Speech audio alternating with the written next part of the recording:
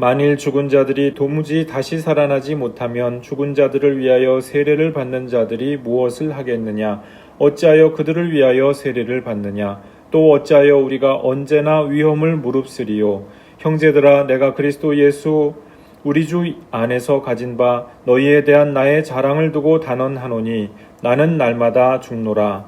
내가 사람의 방법으로 에베소에서 맹수와 더불어 싸웠다면 내게 무슨 유익이 있으리요? 죽은 자가 다시 살아나지 못한다면 내일 죽을 터이니 먹고 마시자 하리라. 속지 말라. 악한 동무들은 선한 행실을 더럽히나니 깨어 의를 행하고 죄를 짓지 말라. 하나님을 알지 못하는 자가 있기로 내가 너희를 부끄럽게 하기 위하여 말하노라. 아멘. 똑바로 깨어 있으라 라고 하는 제목을 가지고 오늘 본문 말씀 함께 상고하시겠습니다. 똑바로 깨어 있으라. 그 표현이 좀 강한 것 같죠? 똑바로 깨어 있으라. 근데 오늘 본문 말씀에 실제로 원문상 이렇게 기록이 되어 있습니다. 34절에 보면 깨어 의를 행하라 이렇게 되어 있는데요. 이게 원문으로 보면은 똑바로 깨어 있으라 이 말입니다. 의를 행하라라고 되어 있지 않고 똑바로 의를 행하라. 그러니까 우리말로 더 줄이면 어떻게 표현할 수 있을까요? 정신 차리라는 말입니다. 그죠? 오늘 본문 말씀 29절 이하의 말씀은 고린도전서 15장 가운데에서도 가장 중요한 어떤 그 신학적인 핵심이랄까 이런 것들이 들어있다고 평가가 되는 그와 같은 말씀인데요. 그만큼 중요하다고 하는 것이죠. 한 절 한 절 말씀을 한번 우리 상고해 보도록 하시겠습니다. 먼저 29절 말씀이 조금 난해 구절입니다. 죽은 자들을 위한 세례에 대하여서 말씀하는데 이 죽은 자에 대한 세례는 2000년 교회사에 기록이 없는 내용입니다. 그러니까 오늘 본문 말씀 말고는 2000년 교회사에서 정통교회 일반교회에서 죽은 자들을 위하여서 대신 세례를 받는다라고 하는 관행이 없습니다. 이 죽은 자를 위한 세례, 몰몬교 같은 그 좀 기독교에서 좀 벗어난 기독교 계통 지류에서는 이런 풍습이 있다고 하는데 그런데 이게 일반 교회에서 우리가 보편적으로 들을 수 있는 이야기는 아닙니다. 초대교회도 마찬가지였는데요. 그런데 이제 사도 바울이 아마도 이것을 언급한 것을 보면 고린도 교회에서는 이런 그 행습이 있었던 것 같습니다. 그러니까 죽은 자들이 우리가 예수 믿다가도 그 세례를 받지 못하고 먼저 소천하시는 경우가 있잖아요. 먼저 별세하셨을 때 어떻게 하느냐? 그 가족들이 그 고인의 믿음을 기리면서 또 고인을 대신해서 세례를 받는, 그 가족이 세례를 받는, 혹은 지인이 세례를 받는, 이런 형태가 있지 않았겠느냐. 그런데 우리가 이렇게 추정을 하는 것이지, 이 구체적인 내용이 어떤 것이냐, 이것은요, 어떤 성경학자들은 30가지 정도, 지금까지 나온 가설들을 다 이렇게 다 어림잡아 보니까 한 30가지 정도가 되더라. 또 한 세대 정도 지나 보니까 50가지 정도 되더라. 그러니까 지금 현재 시점에서 이 29절 본문에 대한 그 정확한 설명을 시도하는 그 가설이 몇 개가 나와 있는지 정확한 숫자조차 파악하는 것이 쉽지 않을 만큼 굉장히 난해 구절이고, 그리고 역사적인 배경에 대해서 좀 신비에 쌓여 있는 그런 내용입니다. 29절 단 한 절을 가지고 그 신약 성서학 단행본 한 권이 나와 있을 정도로 그런 대단한 난해 구절 가운데 하나인데요. 근데 사실은 이게 이제 정확한 역사적인 재구성이 난해하고 신비로운 것이지 그 의도는 분명합니다. 일단 고린도 교회에서는 죽은 자들의 믿음을, 그 부활신앙, 죽은 자들의 부활에 대한 소망을 존중하고, 그리고 이것을 기리면서 세례를 받는, 대리적으로 세례를 받는 그러한 관습이 있었던 것이고요.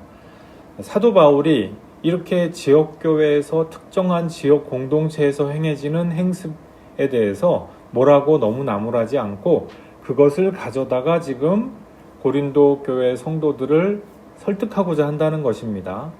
우리가 여기서 한 가지 생각을 해볼 내용이 있죠. 각 교회 공동체가 저마다 믿음의 실천을 하고 또 믿음의 어떤 프로그램을 나름대로 만듭니다.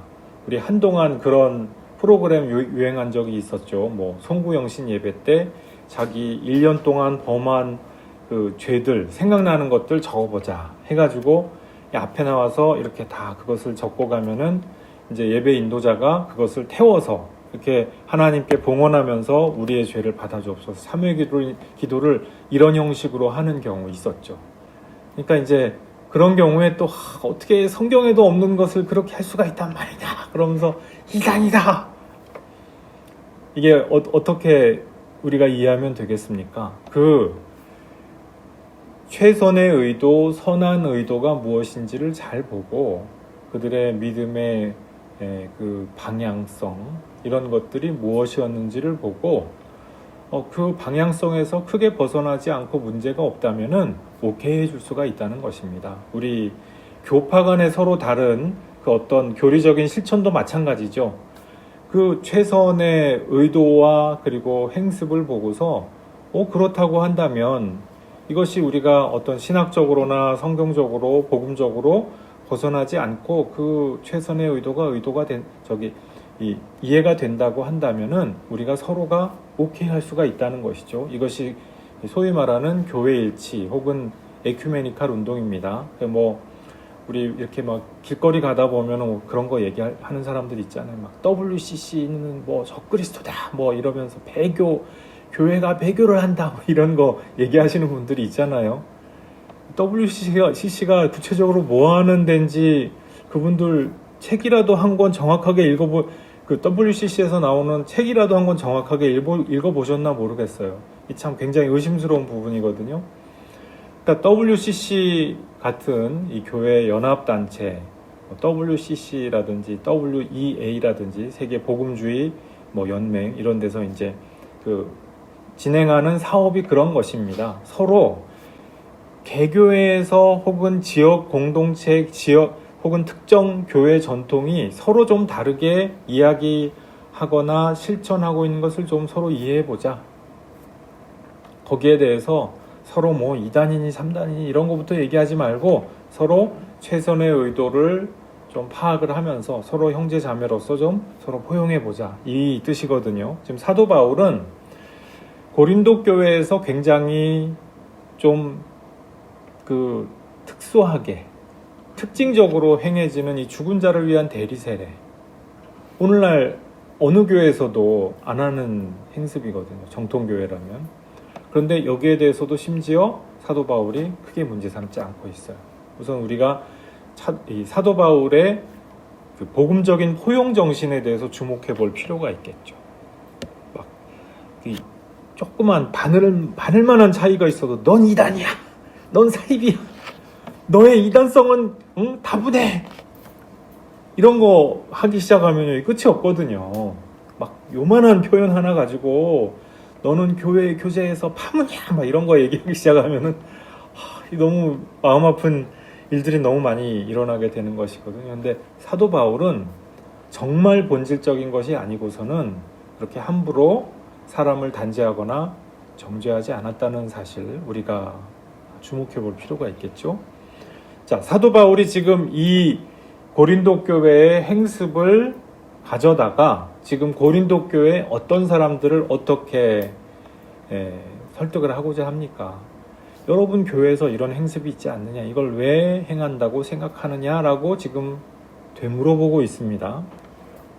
우리가 교회에 와서 예배를 드리되 뜻도 없이 의미도 없이 그냥 하는 경우 있죠. 예배를 할 때 다 함께 일어나셔서 성령 찬송 하시겠습니다. 그러면은 다 함께 뭣도 모르고 일어납니다. 신앙 고백 하시겠습니다. 그럼 또 뭣도 모르고 합니다. 그렇죠? 우리 뭣도 모르고 할 때가 많아요. 세례를 받아야 됩니다. 그럼 뭣도 모르고 또 세례를 받습니다. 언제까지 이렇게 하겠냐는 거예요. 뭣도 모르고 하는 것은 정말 어린아이 때 이야기이고, 우리가 믿음이 성장하고 성숙할수록 이것을 왜 하는가, 이것이 무슨 의미가 있는가라고 하는 것을 우리가 하나하나 반추해 볼 필요가 있죠. 하나하나 생각해 볼 필요가 있죠. 지금 고린도 교회에는 그 믿음의 의도가 훌륭한 행습이 행해지고 있었어요. 이런 것을 왜 행할까? 이런 것들을 신앙의 선배들이 왜 시작하셨을까? 이런 것들에 대하여서 성찰하고 반성함이 없이 지금 고린도 교회 어떤 사람들이 죽은 자의 부활과 부활 소망을 잃어버리고 그것을 다른 엉뚱한 것으로 대체하고 있었습니다. 어떤 엉뚱한 것입니까? 이 고린도 교회에서 소위 말하는 열광주의라고 하는 것으로 대체가 되고 있었죠. 대단히 오도된 형태의, 왜곡된 형태의 실현된 종말론이라고나 할까요? 자기가 이미 종말을 실현했다는 거예요. 자기가 신비체험을 함으로써 어떤 대단한 황홀경을 경험함으로써 자기가 이미 종말의 구원을 실현했다라고 자신을 한다는 것이죠. 그런데 사도 바울이 지금 묻고 있습니다. 그와 같은 신비 현상들, 신비 체험들이 여러분 믿음의 끝이라면 여러분 교회에서 행해지는 죽은 자를 위한 세례, 그것은 도대체 왜 행해지고 있습니까? 물어보는 것이죠. 그것이 정말 실현이 된 것이라면 필요 없는 것이거든요. 죽은 자들이 대리 세례 받을 필요가 없지 않느냐라는 것입니다. 왜 그런 것이 필요하다고 생각하느냐? 왜 종말의 차원에 대하여서 우리가 굳이 생각하고 부활이 굳이 있을 것이라고 생각하느냐? 그것이거든요. 우리가 믿음 생활을 하는데 우리 믿음 생활에서 하나하나가 사실은 다 의미가 있습니다. 우리 믿음의 선배들이 다 그렇게 시작했던 데는 의미가 있고 뜻이 있습니다. 유래가 있다는 거예요. 예, 우리 영적인 그야말로 그 근본이라는 것이 있다는 것이죠. 근데 그 근본을 잘 따져보지 않고 내 믿음의 토대가 무엇인가를 잘 생각하여 보지 않으면은 이게 앞뒤가 안 맞는 혹은 어처구니가 없는 믿음의 양태가 나타나게 된다는 것입니다. 부활신앙을 위하여서 모였는데 지금 고린도 교회는 자기들이 실현된 종말론자가 돼버린 거예요. 그러니까 이것은 문제가 있죠. 실현이 아직 안 되었기 때문에 부활의 소망을 가지고 있는데 이쪽은 실현된 종말론자들이니까 나는 다 이루었다 하고 있는데 이건 뭐냐는 거예요. 그래서 이게 우리 믿음이 그렇게 중구난방 그냥 그 좋은 말은 그냥 다 갖다 붙이는 그런 게 아니다라고 하는 것입니다. 믿음에 체계가 있다는 것이죠. 시스테매틱하다는 거예요. 그래서 우리 신학 시스테매틱 티올로지 말씀드렸죠. 우리 믿음에는 체계가 있습니다. 이 체계가 완벽하지는 않을지라도 하나님께서 당신 안에서 가지고 계신 그 체계적인 지식, 믿음의 체계, 그것을 우리가 반사해서 우리가 이 지상교회에서 믿음 생활을 하죠. 우리가 비록 부분적으로 알더라도 이 믿음은 그냥 어느 날 갑자기 갖다 붙여져서 믿은 것이 아니라 신앙의 체계가 있다는 것입니다. 이 체계가 올바르게 되어야 되는데 지금 사도 바울이 여러분의 그 믿음의 체계가 과연 기초가 제대로 되어 있는 것입니까? 여러분이 그 믿음이 근본 있는 믿음입니까? 라고 묻고 있습니다. 그래서 29절 말씀에 의하면은 지금 그것은 여러분들 교회에서 행하고 있는 부활의 소망을 기념하고 기리는 그 예식과도 서로 어울리지 않는다라고 하는 것이죠. 자, 30절 이하에 보니까 이제 사도 바울이 사도들의 존재 그리고 사도들의 사역의 문제를 가지고 또 한 가지 설득을 합니다. 이 고린도 교회에서 사도들이 얼마나 열심히 일하고 있는지 잘 알려져 있어요. 아볼로 선생도 아볼로 선생이 얼마나 열심히 복음 전도를 하고 복음 증거를 잘 하시는지 잘 알려져 있고요. 베드로 사도에 대해서도 잘 알려져 있고 바울에 대해서도 알려져 있고 지금 바울이 에베소에서 이 고린도전서를 쓰고 계시잖아요. 근데 확실하게 에베소에서만 썼다라고는 또 말하지 못합니다. 다른 곳에서 보면은 마케도니아 어디가 아닐까라고 싶은 또 그런 곳도 있어요. 그래서 아마도 에베소일 것이다. 근데 또 마케도니아 어디 다른 데일 수도 있지 않을까. 어쨌든 그 장소에서 그렇게 쓰고 있는데 거기서 정말 죽을 고생을 하면서 사도 바울이 복음 전도를 하고 있죠. 그 기록이 사도행전에 구구절절히 기록되어 나옵니다. 에베소에 가면은 에베소에서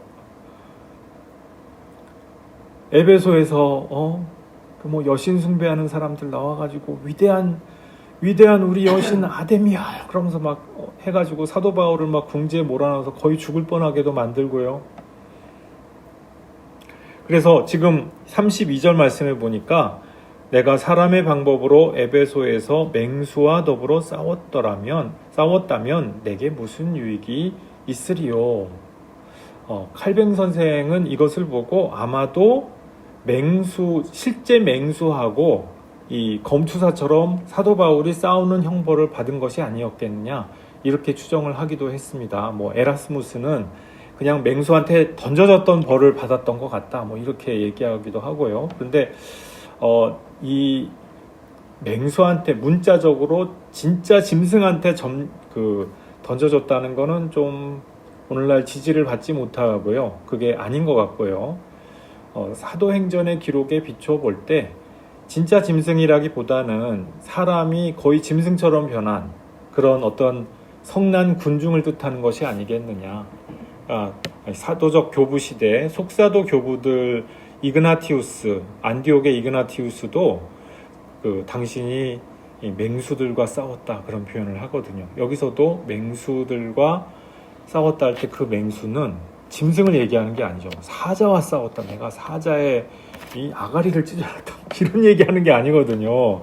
막 검을 가지고 싸웠다. 그런 얘기가 아니고 이단자들과 싸웠다는 뜻입니다. 박해자들과 싸웠다. 특히 이제 이그나티우스 같은 경우에는 그 당대의 영주주의의 위협이 굉장히 심각하던 시대였어요. 제가 종종 말씀을 드리기도 하는데 그 속사도 시대에 벌써 영주주의의 영향력이 얼마나 커졌던지 뭐 오데사라든지 이런 데는 굉장히 기독교가 번성했는데 그 기독교가 얼마나 번성을 했느냐 정통 기독교가 번성한 것이 아니라 이단 기독교 영주주의에 잠식된 기독교가 더 큰 거예요. 한두 군데만 그런 게 아니라 오데사라든지 기타 등등 여러 지역에서 그래서 그런 데는 이 이그나티우스가 서신서를 보낼 수가 없는 거죠. 받아줄 서신서를 보내도 거기에 이것을 받아줄 교회의 감독이 없는 거예요. 교회를 감독할 만한 목회자가 없는 거예요. 참 참담한 형편이죠. 그러니까 그 가운데에서 이제 내가 맹수들과 싸웠다. 그 사도 바울도 비슷한 말씀을 하셨던 것 같습니다. 에베소에서 처절하게 싸우거든요, 실제로. 그리고 모든 곳에서 유대인들이 정말 기를 쓰고 따라붙어서 사도 바울을 거의 죽음의 벼랑 끝까지 내몰지 않습니까? 자, 이런 식으로 만일에 했다면 인간적인 견지에서 볼 때 사람의 방법으로 조금 이게 우리 알아듣기 어려운 표현이죠. 인간적인 견지에서 인간적인 관점에서 볼 때 왜 그러고 싸우냐는 거예요. 돈을 그렇게 천신만고 끝에 하면은 보물 상자를 찾습니까? 인디아나 존스처럼 아니잖아요. 사도 바울이 아무리 열심히 그렇게 맹수와 싸우듯이 그 반대자들의 반대를 무릅쓰고 복음을 선포했다고 해서 떡이 떨어집니까? 돈이 어디서 그런 거 아니었잖아요. 이게 무슨 유익이 있으리요?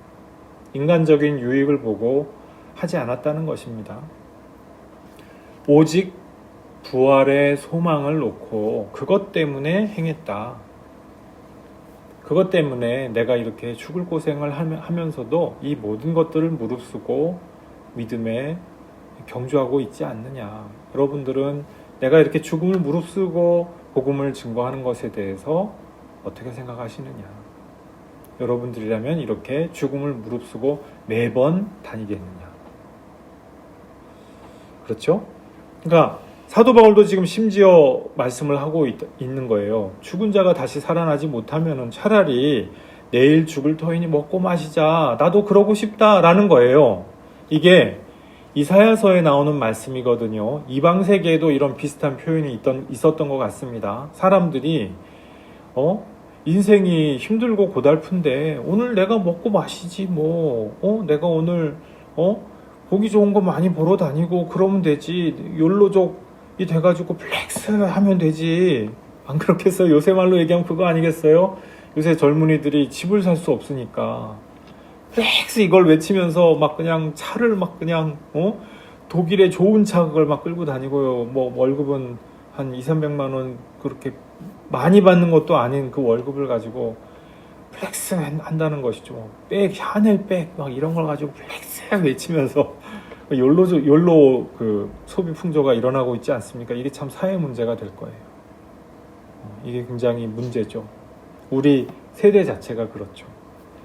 집값도 이렇게 비정상적으로 오르는 게 이상하고, 그리고 이렇게 과소비를 자꾸 부추기는 사회 풍조 이상합니다.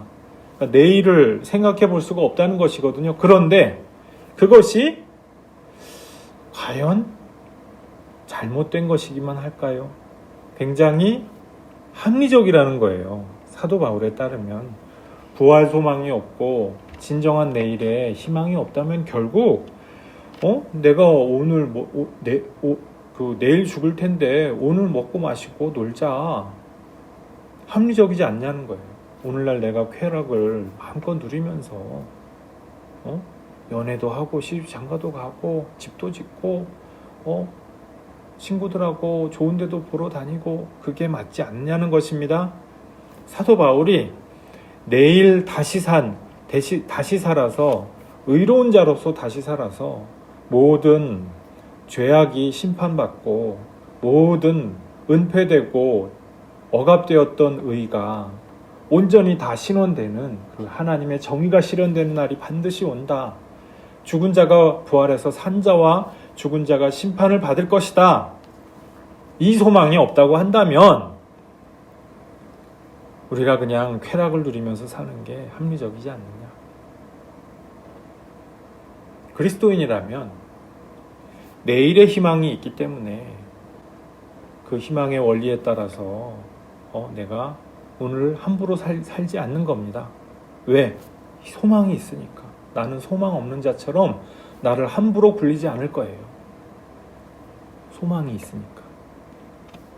내가 오늘날 불의로 말미암아 치욕을 당하고 이 세상의 모든 폭력과 억압 때문에 고통을 당한다고 할지라도 그것 때문에 희망 없는 자처럼 나 자신을 내어버리지 않을 거예요.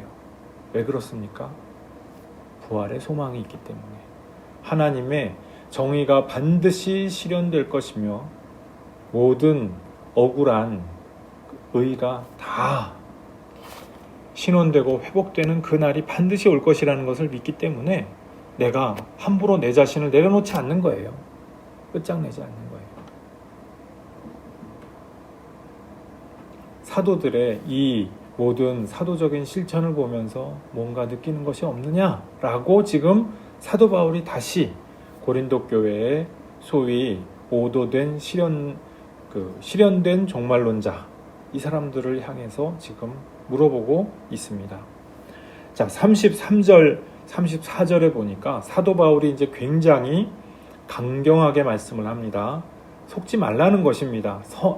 악한 동무들은 선한 행실을 더럽힌다고 했어요.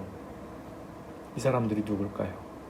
자, 고린도 교회의 실현된 종말론자들 중에 그 사람들 중에서도 아주 핵심적인 사람들을 사도 바울은 아마 콕 집어서 지금 악한 동무들이라고 표현을 하고 있는 것 같아요. 우리 교회에서 그냥 소위 말하는 유명한 사람들, 네임드, 그런 사람들이 그럼 자동으로 잘 믿는 사람들이냐?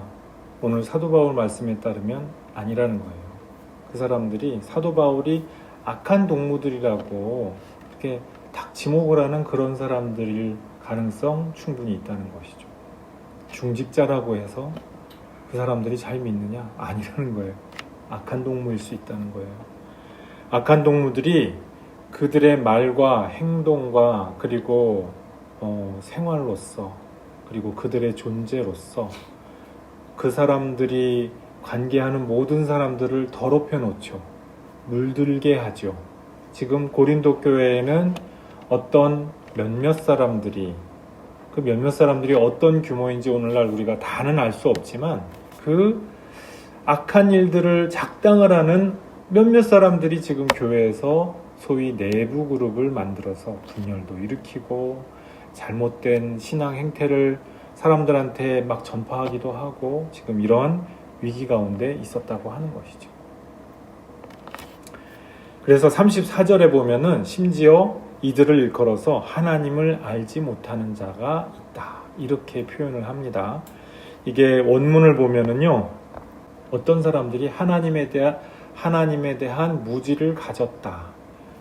그러니까 명사를 목적어로 삼아서 이렇게 표현을 했다는 거예요. 동사로도 표현을 할 수가 있습니다.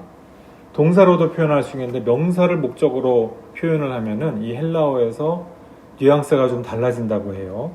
그냥 동사로 표현하면은 그것이 그냥 그 말하는 그 순간에 진행 중인 그것을 이야기하죠. 그런데 이 명사를 사용해서 이걸 딱 표현을 하면은 하나님에 대한 무지를 가진 자가 있다라고 이렇게 표현을 하면은요. 이건 어떤 말이 되냐 하면은 이게 굉장히 지속적이라는 거예요. 여기에 사로잡혀서 쭉 그렇게 간다는 것입니다. 내가 지금 봤더니 이 사람이 하나님을 잘 몰라. 이게 아니고 이 사람은 어제도 그랬고 오늘도 그렇고 내일도 그럴 것 같다는 거예요. 자, 이와 같이 하나님을 알지 못하는 자, 이방인이나 다름 없는 자가 있다라고 하는 것입니다. 우리 교회에서 범죄한 사람들을 교회에서 권징을 할 때 그 사람들을 어떻게 이야기를 합니까? 먼저 1대1로 해서 이야기를 하고 몇 사람이 찾아가서 또다시 이야기를 하죠. 그리고 마지막으로 어떻게 합니까? 온 교회 앞에서 지목해서 딱 이야기를 합니다. 그래도 안 듣거든 어떻게 하라고요? 예수님께서 어떻게 말씀하셨습니까? 이방인으로 여기라. 지금 이게 그 말씀입니다. 고린도 교회에서 중직자라고 네임들하고 그렇게 얘기를 하면서 온갖 잘못된 신앙의 행태를 사람들한테 전파하고 해로움을 끼치고 있는 사람들 딱 지목해서 하나님을 알지 못하는 자가 있구나. 이 사람들에 대하여서 속지 말아라. 물들지 말아라. 지금 이야기를 하는 것이죠. 근데 심지어 이렇게 말씀을 할 때에도 사도 바울이 지금 굉장히 그 지목한 사람들을 많이 생각하면서 안타까워하면서 하는 말씀이라는 것이 34절 이 하반절에 우리가 그것을 볼 수가 있어요. 내가 너희를 부끄럽게 하기 위하여 말하노라. 내가 너희를 부끄럽게 하기 위하여. 좀 부끄러움을 느껴다오 그 말이죠. 오늘날은 내가 너희를 부끄럽게 하기 위해서 말한다 그러면 네가 뭔데? 네가 뭔데 나한테 망신을 줘? 나빠. 싫어하죠. 오늘날은 이 수치와 염치의 문화가 사라졌습니다. 굉장히 사람들이 좀 뻔뻔하고 자기중심적이죠. 그런데 고대 세계에서는 이 수치와 염치의 문화, 이것이 굉장히 중요했습니다. 뭔가 잘못했을 때 혹독하게 얘기를 합니다. 그런데 그것이 그 사람들을 파괴하기 위해서가 아니라 그 사람들에게 깨달음을 주기 위하여서 책망한다는 거예요. 의로 책망을 하는데 그 책망은 파괴를 위한 것이 아니라 회복시키고 돌아올 수 있기 위하여서 책망을 한다라는 것이죠. 이것이 그리스 로마 세계의 분위기였거든요. 그 분위기에서 지금 사도 바울이 제발 이것을 좀 생각해다오. 알아들어다오. 알아봐다오. 말씀을 하고 있다는 거예요. 막 이야기를 하면은요. 부끄러움을 느끼기는커녕 거기에 대해서 반발을 하고 화를 내고 원망하고 화를 표출하면서 심지어 그 사람에게 위해를 가한다. 어리석은 행동이죠. 오늘날은 이렇게 부끄러움을 주기 위한 책망이 해롭다는 식으로 사람들 사이에서 이야기하는 그런 시대가 됐어요. 그렇죠. 막 유명한 정신과 의사나 심리학자들이 이런 거는 되게 나쁜 것이고 야만적인 것처럼 이야기할 수도 있는 그런 시대가 됐어요. 그런데 고대 세계에서는 그 고대 세계의 어떤 공통된 에토스라고 할까요? 이런 것이 바로 수치와 부끄러움을 아는 것입니다. 아직 그 사람이 가능성이 있다면 수치를 알고 염치를 안다는 것입니다. 그러니까 정신 차려 달라는 거예요. 깨어 의를 행하라. 우리 지금 34절 전반절에 이렇게 번역이 되어 있는데 이것이 원문에 보면 이렇게 되어 있습니다. 에크 네입사테 디카이오스 이렇게 되어 있어요. 그러니까 의롭게라는 표현이 디카이오스인데 이게 형태가 의롭게, 정의롭게 깨어라 이렇게 보이게 되어 있습니다. 그러니까 똑바로 깨어 있으라. 사실 이것을 잘 옮기면은 똑바로 깨어 있으라, 제대로 깨어 있으라 이 말이거든요. 우리가 믿음을 가질 때 막 열광주의에 빠져가지고 황홀경을 경험하고 내가 방언을 하고 귀신이 쫓겨나가고 무슨 환상을 봤는데 내가 기도하는 중에 우리 교회를 휩싸고 있는 어떤 커다란 사탄의 세력을 내가 백마를 타고 명하니까 예수의 이름으로 명한다. 물러가라. 하니까 물러갔다. 나는 이런 사람이다. 귀신 쫓는 걸로 유명한 케이모 목사님이 예전에 이런 간증을 자기 그 기관지에 했던 것을 제가 자료 수집을 하다가 본 적이 있어요. 이제 자료 수집을 하다가 아이고 이게 뭐라고 안타까웠던 적이 있는데 그분의 그 이야기가 요즘 다 문제가 다 터지고 있죠. 그것입니다. 여러분, 우리가 영적인 현상을 체험한다고 그거 자체가 구원을 보장하는 것처럼 속으면 안 돼요. 착각해서는 안 됩니다. 제대로 똑바로 깨어 있어야 돼요.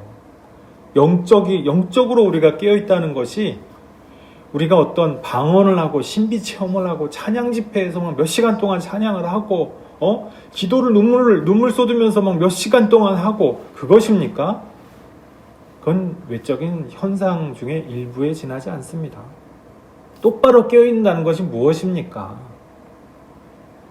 그 근본으로 똑바로 돌아가는 거예요. 그게 안 되어 있기 때문에 지금 고린도 교회에서는 영적인 난맥상이 벌어진 것이죠.